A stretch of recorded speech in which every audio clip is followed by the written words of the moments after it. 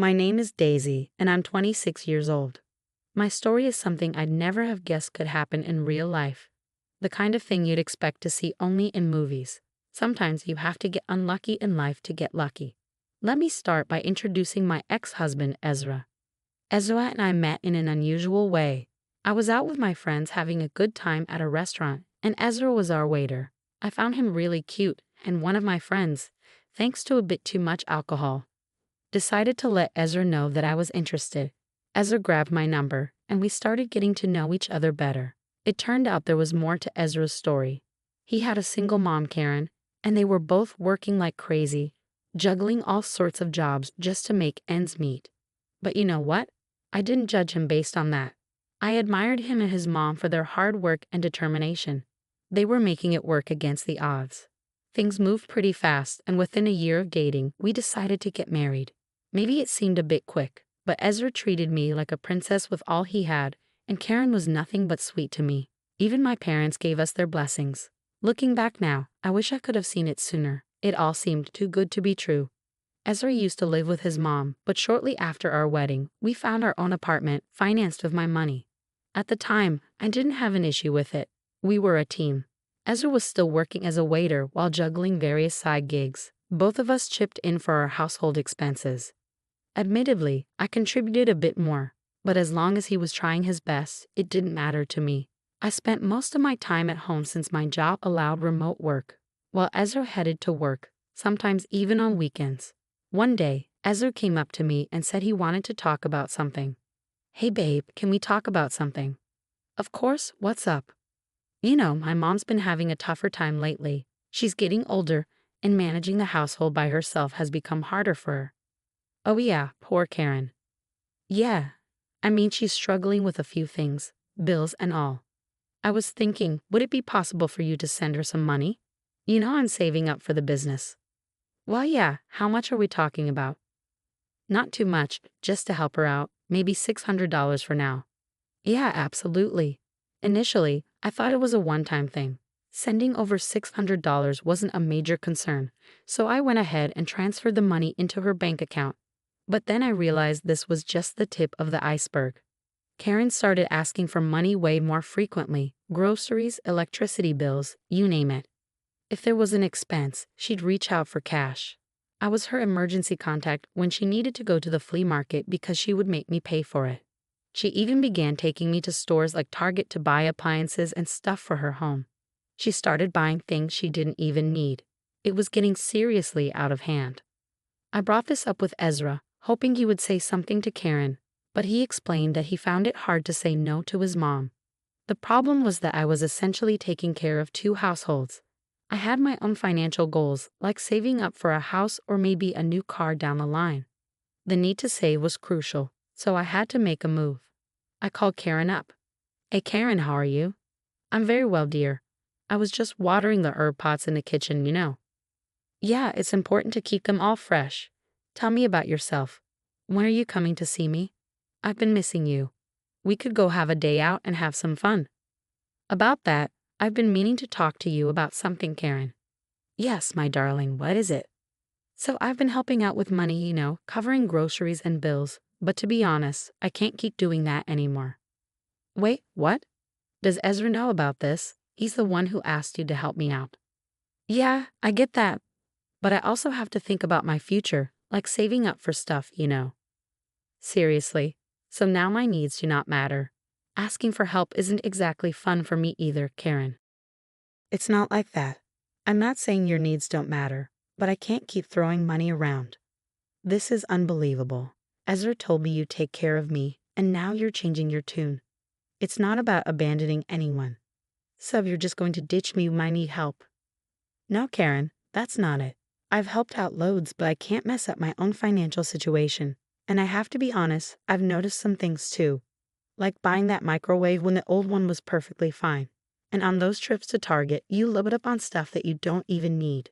We end up in expensive restaurants and malls in the name of spending quality time, and I end up paying for it every time. Well, I deserve to treat myself sometimes. You're just a selfish woman, Daisy. You're just like all those other people who turn their backs when things get tough. Well, you know what? Don't bother helping at all then. I don't need your selfishness in my life.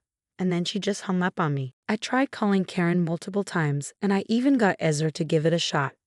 When he finally got through to her, she straight up told him she didn't want to talk to me unless I was still handing out cash. I was genuinely shocked. It felt like she was just using me, like our relationship only mattered if I was giving her money. It felt like I was just a walking ATM to her. I found it really disrespectful, so I talked with Ezra. I told him that if she had such conditions to talk to me again, I didn't want to engage with her at all. I cut her out of my life just like that. Ezra still went to visit her, but she never bothered coming over to our place. Life moved forward, but after seeing her true colors, I wasn't exactly prepared for what came next. One day, Ezra went out to grab some pizza for dinner and left his phone behind. That thing started ringing nonstop. Normally, I wouldn't snoop around on his phone, and he didn't check mine either. We had this unspoken understanding. But I don't know what got into me that day. Curiosity, I guess. Thank goodness for that moment of curiosity, because when I picked up his phone, it was lighting up with calls from this person named Sally. If memory serves me right, Sally was his ex. I was beyond mad. How could Ezra be doing this, staying in touch with his ex and not telling me about it? My mind was racing. What else could they be up to? Were they hooking up behind my back? I took a deep breath, tried to calm down, and opened his phone. First, I checked if they had been texting each other. Nope, not a single text. Then I went ahead and checked their call history. There was nothing there either, no outgoing calls, just the ones he recently received. So I thought I was overthinking it. Maybe Sally had some kind of emergency and needed to get in touch with Ezra. Yeah, that made sense. But I couldn't be sure. I knew I could have just straight up asked him about this mess. Instead, I took down Sally's number on my phone and waited for Ezra to get back. He showed up with dinner, and I kept my cool, acting like everything was peachy. But I didn't sleep at all that night. I had no clue how to handle this whole situation. Should I confront Ezra? Should I confront Sally? I was so stuck. So I figured, why not drop Sally a text from my phone just to see what's what? Hey, is this Sally? Yeah, who's this? I'm Daisy. I guess you might know me as Ezra's wife if you're aware he has one. Oh yeah, I know. What's up? You were calling Ezra yesterday. What for? Oh, nothing much. I just wanted to know if Ezra was free today. I thought he could babysit Connor for the day. I had some plans. Connor? Connor who? Our kid. Didn't you know? I hope this is a sick joke you're playing on me. Oh my God, you gotta be kidding me. He hasn't told you. Not a word. Wow. Yeah, we have a child together. It makes sense why he never let me come over. He told me you knew about this and didn't want me or Connor anywhere near you. I'm sorry he did you dirty. Are you there? I can't believe this. Thanks for letting me know. I couldn't believe what I had just read. I was completely shaking. I couldn't wrap my head around it. Ezra had a whole baby while I was here juggling our bills and even his mom's expenses. I was working my tail off all for a better future for us. I was giving him all of my love and support, and this is what he did to me. The whole day went by, and I was just waiting for him to get back from work. How the heck did things turn out like this? Angry doesn't even cover it. I was devastated. When Ezra finally walked in the door, I didn't waste a second. Ezra, we need to talk. I know what you've been keeping from me. What? What are you talking about? Don't play dumb, Ezra. I know about Sally and Connor. How did you find out? It doesn't matter how I found out. What matters is that you kept something this huge from me. How could you? Daisy, just listen. No, you listen. When did all of this happen? How old is Connor? Were you with me when this was going on? I need to know the truth. Ezra, the whole truth. Connor is almost 2 years old now. Well, me and Sally hooked up while you and I were dating. It was a mistake, a stupid one. It meant nothing. I had real feelings for you. Wow.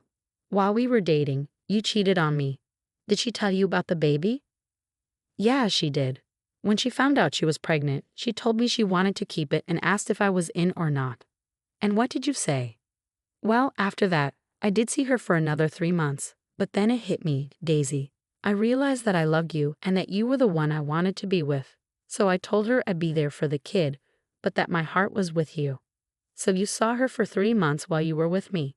Yeah, but that made me realize that I wanted you, and that's when I proposed to you. Wow. Let me get this straight.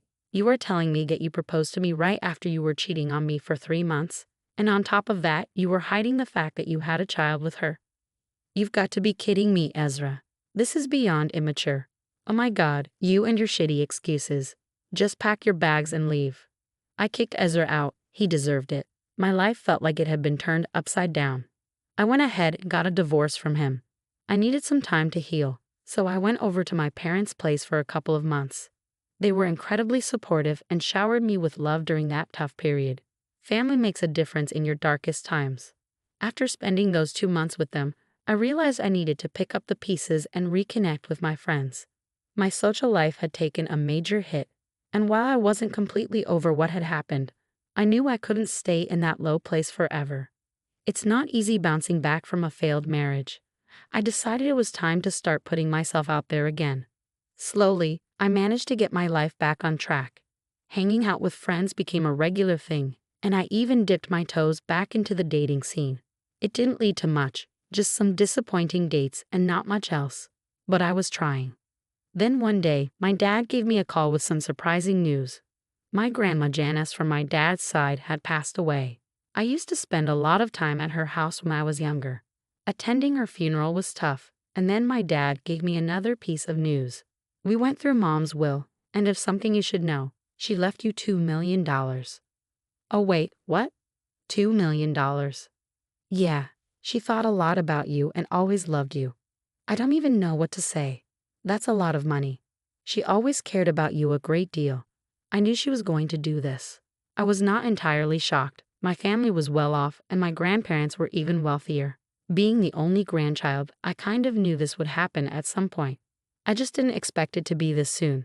After inheriting that unexpected sum, I was left with a lot of choices to consider. Suddenly, I had a huge amount of money and a whole world of possibilities laid out before me. Instead of diving into impulsive spending, I made one clear decision. I would sell my apartment and buy a house. I went ahead and signed the deal, getting myself a stunning new place. It was exciting, but it also meant I had to move out. There were still some of Ezra's things hanging around that had been untouched since he left. It was a chapter I needed to close, so I called him over. It was super weird when he showed up. We were both in this limbo of not knowing what to say. He packed his things, and just as he was making his exit, he finally broke the ice. So you're moving out, huh?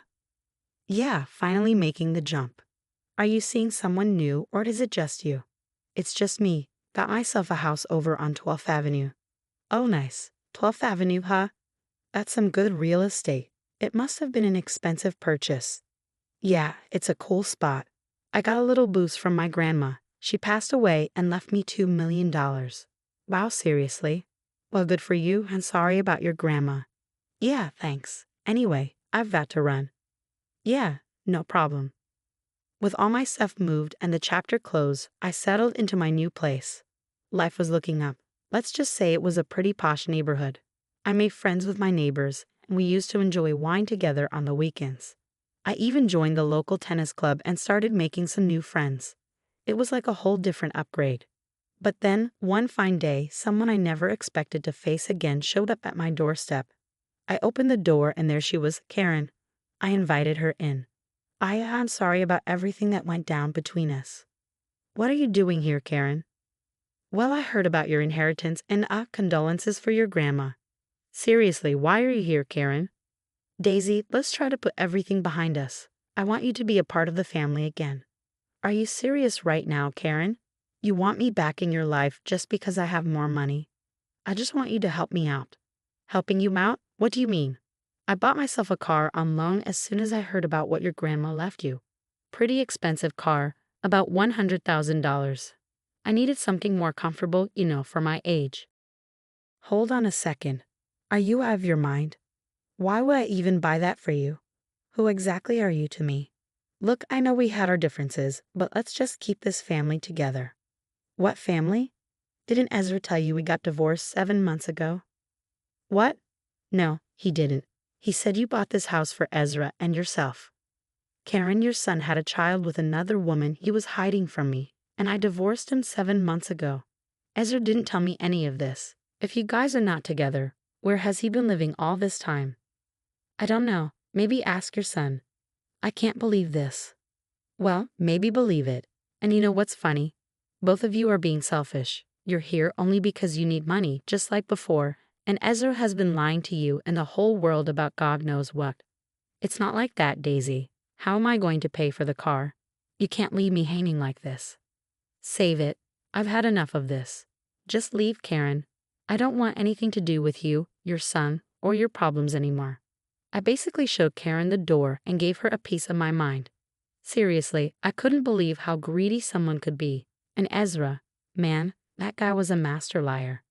He'd been feeding his mom a load of BS about us being together. Like, where was he even crashing during that time? Who lies about stuff like that? I bought a house for both of us. What a joke. It's like he was playing make-believe. Ezra was acting like a kid, making up stories for his mom and who knows who else. It was just ridiculous. Later that day, I got some texts from Ezra. Hey Daisy, I'm really sorry about my mom showing up like that. Can you just leave me alone? I'm disgusted by all your lies right now. How could you even lie about this to your mom? Did you conveniently forget to mention her grandchild? I know I messed up big time. I was crashing with Sally and Connor, and I told her I was with you. I didn't want her to think how big of a screw-up I am.